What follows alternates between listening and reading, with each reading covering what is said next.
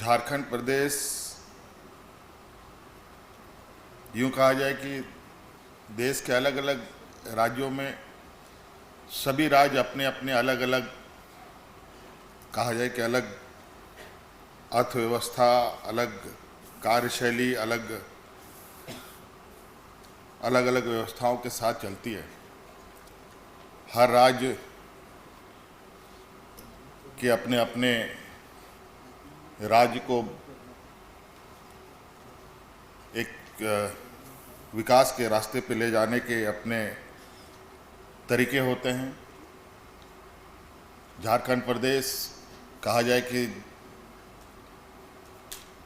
देश के अत्यंत पिछड़े राज्यों में से एक है और छोटा राज्य भी है, लेकिन यहाँ पर कई बड़े आर्थिक गतिविधियाँ इस राज्य में होती हैं। माइंस मिनरल्स के खनन कार्य हमारे राज्य में बड़े पैमाने पे होता है। देश की अर्थव्यवस्था में हमारी भूमिका तो बहुत बड़ा है। राज्य की अर्थव्यवस्था को हम कैसे मजबूत करें, ये राज्य सरकार की अपनी एक विशेष अधिकार के साथ सरकार काम करती है और निरंतर हम लोगों ने एक बेहतर प्रबंधन के साथ और आर्थिक समृद्धि की ओर भी हम लोग कदम बढ़ाते हुए निरंतर आगे बढ़ रहे हैं। और चूंकि ये नया राज्य भी है, ये 25वां साल झारखंड का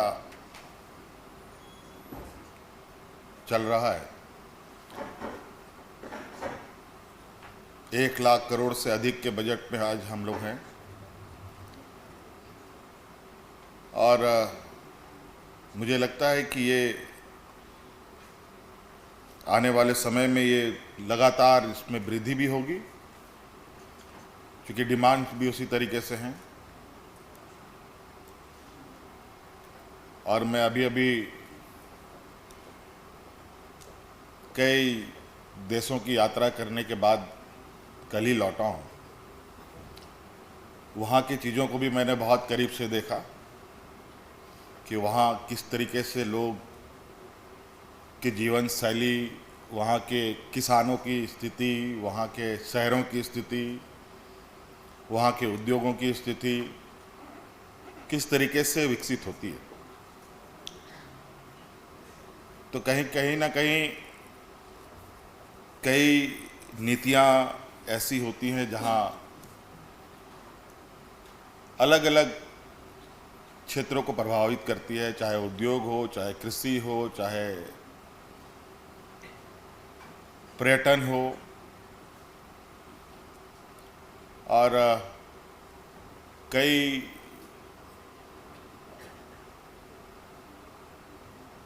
चीज़ें वहाँ के आर्थिक समृद्धि का भी बहुत बड़ा योगदान है कि उनके पास आर्थिक संसाधन इतनी मजबूत होती है कि बहुत सारे काम करने में उनको बहुत आसानी भी होती है।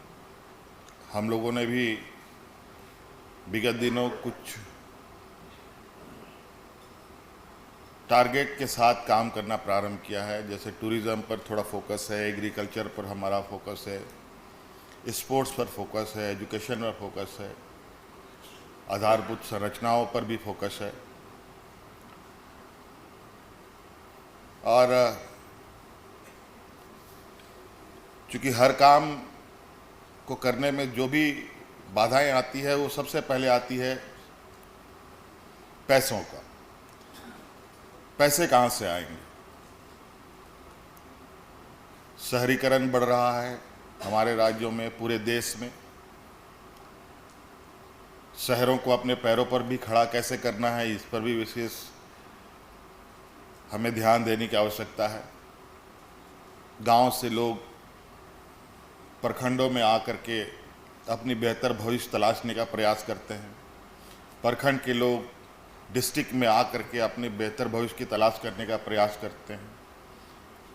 डिस्ट्रिक्ट के लोग राजधानी में आकर के अपने बेहतर भविष्य की तलाश करने का प्रयास करते हैं। तो इस तरीके से एक आम नागरिक का विचरण है, ये विचरण अनवरत ये एक साइकिल है जो चलेगा। तो हमें भी अपने अर्थव्यवस्था को उस तरीके से ही चलाना पड़ेगा जिसके माध्यम से हम गांव से शहर की चीज़ों को परस्पर कनेक्ट कर सकें। हमारा ये बिल्कुल अस्पष्ट थोड़ा सा चीज़ों पर हमारे राज्य की जो यहाँ की भावनाएं, यहाँ की जो संस्कृति है, यहाँ के जो लोगों का रहन सहन, लोगों का तरीके हैं, उनके अनुरूप उनको हम कैसे सहायता हम लोग कर पाएँ। जैसे कि अभी एग्रीकल्चर पर हम लोग निरंतर नए प्रयोग कर रहे हैं और अच्छे बेहतर उसका परिणाम भी है। हमारे कई ऐसे क्षेत्र हैं जहाँ पर पानी के अभाव से वो ज़मीनें खाली पड़ी रहती थी। अब उन जगहों पर पानी कैसे उपलब्ध हो, उसके लिए भी एक बहुत बड़ा बजट के साथ काम करने की ज़रूरत भी है आने वाला समय में भी बड़े पैमाने पर, क्योंकि जो एक प्राकृतिक संसाधन है वो हमारे पास लगभग प्रचुर मात्रा में है। हमारे पास बड़े बड़े वाटर रिजर्वायर हैं, लेकिन उन वाटर रिजर्वायर का हम अच्छे बेहतर प्रयोग नहीं कर पाते हैं, उनको हम गांव तक नहीं पहुंचा पाते हैं, उनको हम अपने किसानों तक नहीं पहुंचा पाते। ज़मीनें हैं जिसमें हम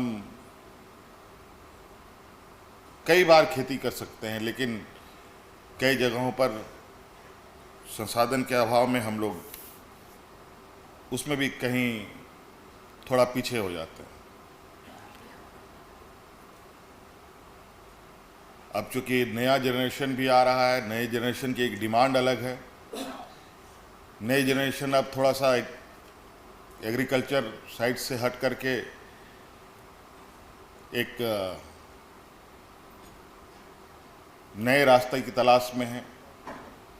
उनके लिए भी एक चुनौती है, एक अच्छे बेहतर स्कूल, बेहतर कॉलेज, जहां वो आज की कॉम्पिटिटिव लाइफ में अपने को खड़ा कर पाए। इस दिशा में भी हमें एक मजबूत आधारभूत संरचनाओं की आवश्यकता पड़ेगी।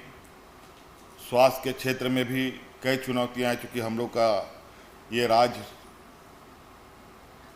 थोड़ा चुनौती भरा है, चूँकि पहाड़, नदी, नाले, थोड़ा टेरेन हम लोग का जो भौगोलिक ये थोड़ा टफ है, जहाँ कई सारे चीज़ें जो हमें सुविधाएं पहुंचानी है उनमें भी चुनौतियां होती हैं और कई सारे लोगों को भी कोई लाभ लेने में कई दिक्कतें आती हैं। मुझे लगता है कि आज ये समय है, एक बेहतर समय है जहां राज्य के लिए एक मजबूत और बहुआयामी एक बजट की आवश्यकता राज्य को है, जहां हर क्षेत्र में जहां हमें लगता है और हमें दिखता भी है कि राज्य में क्षमताओं की कमी नहीं है। हमारे यहाँ अच्छे किसान भी हैं, राज्य में अच्छे छोटे मझोले उद्यमी भी हैं, राज्य में अच्छे हमारे खेल के क्षेत्र में भी अच्छे नौजवानों का मौजूदगी है। पर्यटन के क्षेत्र में भी हम बहुत बेहतर स्थिति में अपने को खड़ा कर सकते हैं और जो यहाँ का मुख्य रूप से एक आदिवासी ट्राइबल डोमिनेटेड स्टेट होने की वजह से ग्रामीण परिवेश थोड़ा सा एक परंपरागत व्यवस्थाओं के साथ चली आ रही है। उन परंपरागत व्यवस्थाओं को भी हम को मुझे लगता है कि कैरी करना चाहिए। उनके लिए भी, क्योंकि मैं कई चीज़ें देखता हूँ बहुत हमारे राज्य में जो हमारे पास क्षमताएं हैं। जैसे एग्रीकल्चर प्रोडक्ट में अगर हम कहें कि लाह का उत्पादन, देश का हम लोग पहला राज्य हैं जो सबसे अधिक लाह उत्पादन करते हैं, लेकिन उसका वैल्यू एडिशन नहीं कर पाते। हम तसर सिल्क का जो कोकून है वो हम देश में सबसे अधिक उत्पाद करते हैं, लेकिन उसका हम बेहतर उपयोग नहीं कर पाते। तो इन सब चीज़ों पर भी हम आज एक अच्छे स्थान पर जा सकते हैं। आज जिस देश में कोकून होता ही नहीं हो, तसर बनता ही नहीं हो, लेकिन वहाँ सिल्क के नाम पर आज दुनिया में सबसे नंबर 1 देशों में वो गिनती में आते हैं। तो कहीं ना कहीं हम लोग का कुछ जो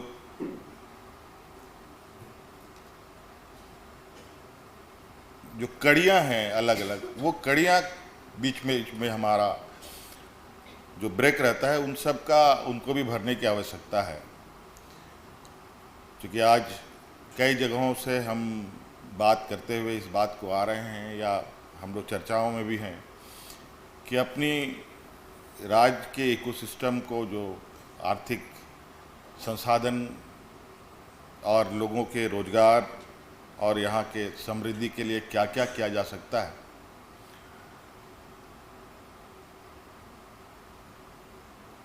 उस पर निश्चित रूप से हम लोग अब एक मजबूत रूपरेखा के साथ आगे हम लोग जाएंगे।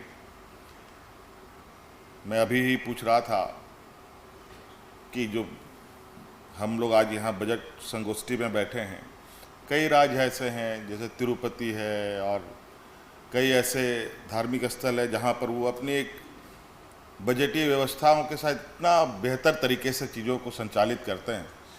वो उनका क्या मॉडल है, उनका किस तरीके से चीज़ें होती है, वो मैं जानने की कोशिश कर रहा था, तब तक मैं आपके बीच में आ गया।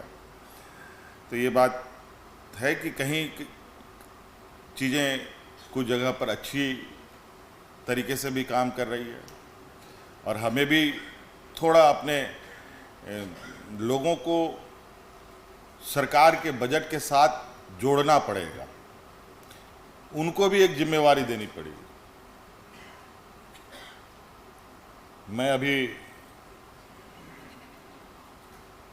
जिन देशों में गया था, वहाँ पर लोगों का जीवन और सरकार के साथ जो उनके लिए जो व्यवस्थाएं हैं, उनका भरपूर उपयोग कैसे लोग करते हैं।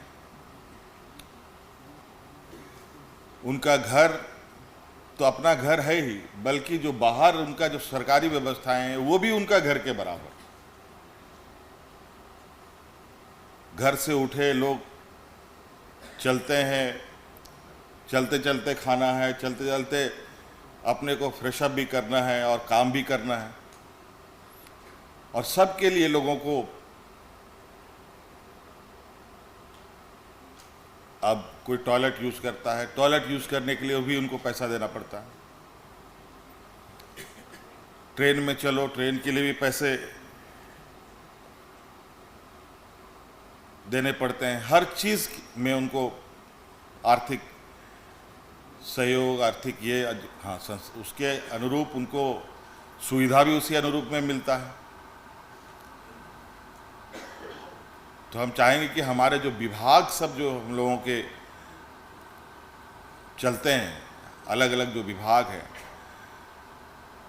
सभी विभाग को वित्त और हमारे जो बजट के अनुरूप जो उनको जिम्मेवारी मिलती है, अगर वो बजट हम लोग एक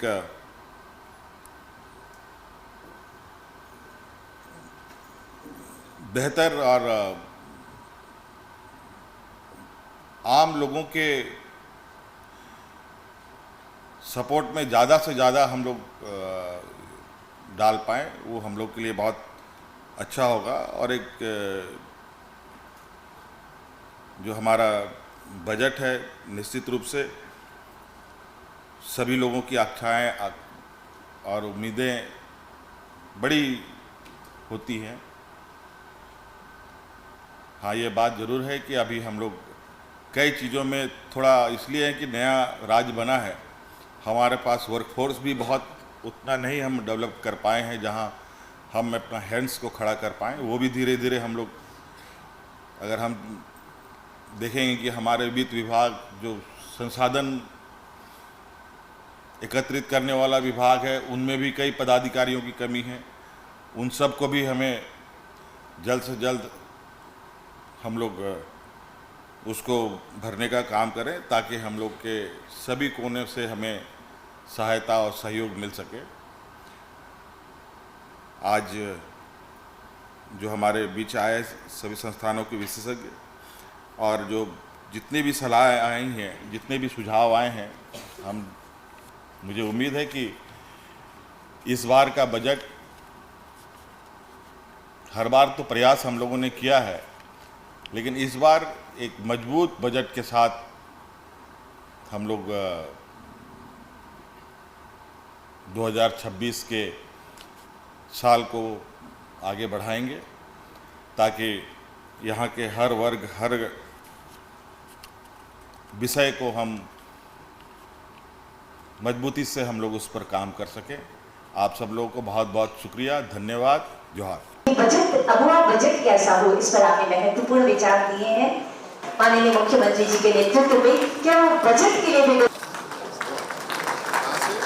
और हमारे गेस्ट स्पीकर्स सुने भी हैं सर, बहुत बहुत आभार आपका, ये सम्मान आपका। इस समय तालियां अनुगुंजित होती रहनी चाहिए आप सबकी तरफ से। शिक्षा से संबंधित बहुत सारी बातें आपने अपने वक्तव्य में बताई।